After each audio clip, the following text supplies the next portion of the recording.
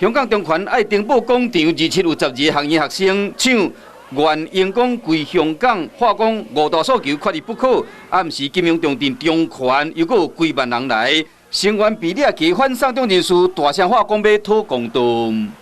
寸土寸金的香港中环矗立起这样一尊白色的石像，你可以看到石像的形象是一个反送中斗士，右手拿着雨伞，左手拿着一把黑旗，黑旗上赫然是光复香港、时代革命。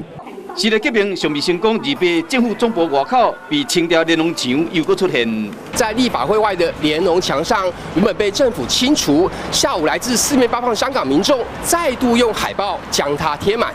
一张一张的海报写的是香港人对民主的追求，这天嘛是雨伞革命5周年。雨伞运动5周年，香港的天马公园涌进好几万名香港居民，在这边举行和平的示威活动。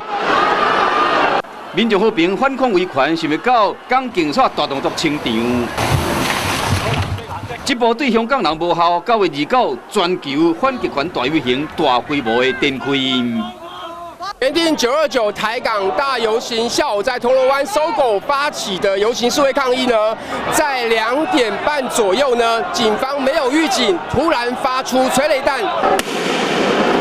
自由愈被限制，人民反抗的力头就愈强。香港人继续咧抗争，向极权主义发出不满的声音。